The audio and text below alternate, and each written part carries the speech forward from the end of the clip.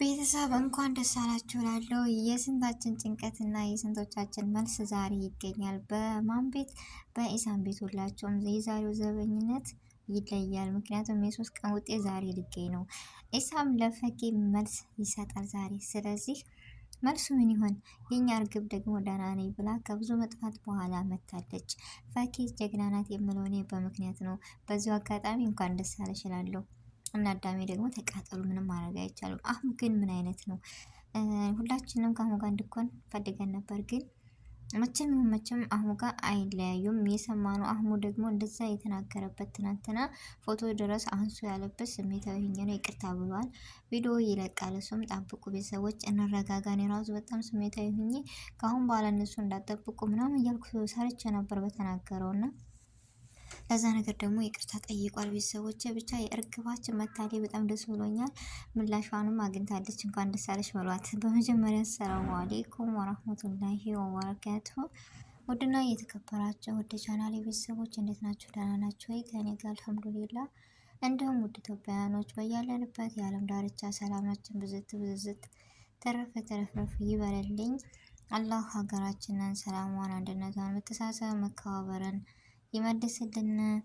በዱዓ በጸሎት እንበርታ። ውድ ቤተሰቦቼ ለዚህ ቤት ደግሞ አዲስ የሆናችሁ ሰብስክራይብ ማድረጋችሁን እንዳትረሱ። የደወል ምልክቷን ተጫኗት። በደወል ምልክቱ ደምሮ ነው የሚለው ውድ ቤተሰቦቼ። እንደዚሁም በላይክ ቪዲዮውን ጀምሩት። ነባር ቤተሰቦችም ከጎን የሆናችሁ ጊዜያችሁን ሰዓታችሁን ሰጥታችሁ ስለምትከታተሉኝ፣ ስህተቴን ስለምታረሙኝ፣ ስለ አስተያየታችሁ ዛሬም ነገም አይለኝ እላለሁ። እጅግ ከልብ አመሰግናለሁ።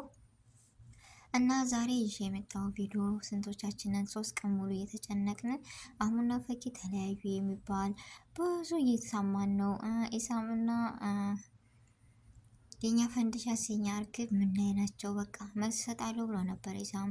ያው እንዳያቸው በትንሽ ላይ ተስፋ እንዳቆርጭ የሚል ተስፋ ሰጥቶ በኢትዮ ሙሉን ብሎ ነበረ። ግን 2 ቀን ዛሬ 3 ቀናችን አላገኘንም። ዛሬ ላይ ግን መልስ ልናገኝ ነው አይደል እንዴ? ስለዚህ እንኳን ደስ አላችሁ እላለሁ።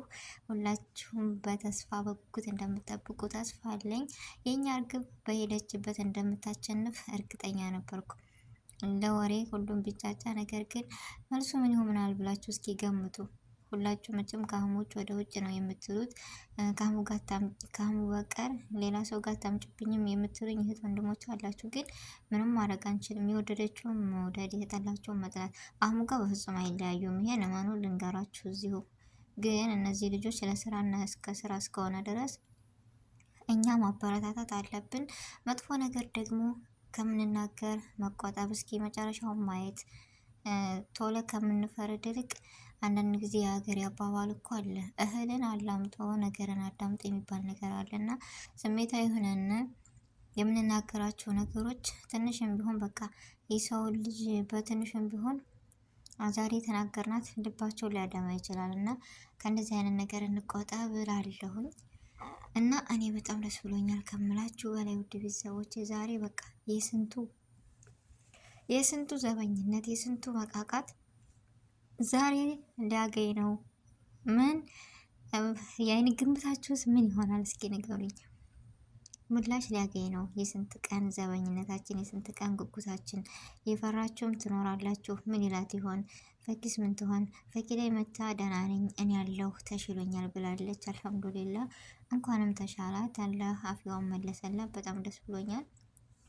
ምክንያቱም ፈኪ ምንና ነው የጠፋችው? አሁን ምንና ነው የጠፋ? በቃ ኢሳም በዛው ምላሽ ሳይሰጣት ጠፋ። የብዙዎቻችን ጥያቄ ነበረ። ደግሞ ትናንትና አህሙ ትንሽ ቆረጥ አድርጎ በላቀው ቪዲዮ ያየነው እየተቀባበልን፣ ምክንያቱም እነሱ በየት ነው የምናገኛቸው እያልን ነበረ። ግን ምን ሆነ? የመጣውን ቪዲዮ በቃ ስናይ ፎቶዎችን ሁሉ ያቀናበራቸው አንሱ ምናምን ነበር ያለው። ስሜታዊ የኛ ነው ይቅርታ ብሎ ጠይቋል። የሰው ልጅ ይሳሳታል። በቃ ይቅርታ ከጠየቀ ደግሞ ተቀብለናል። እኛም ጥንዶች ሆነው እንዲቀጥሉ እንፈልጋለን። የውስጣቸውን እንዳልኩት አላህ ነው የሚያውቀውና አላህ ኸይረ ነገር እያደርግላቸው ለሁላቸውም። የፈኪ ምላሽ ደግሞ ዛሬ በጉጉት እንጠብቃለን። እሺ ነው እምቢ ነው ምንድን ነው? ብቻ ብዙዎቻችን በውስጣችን አለ። እሺ ቢላትስ የሚልም ፍርሃት አለ።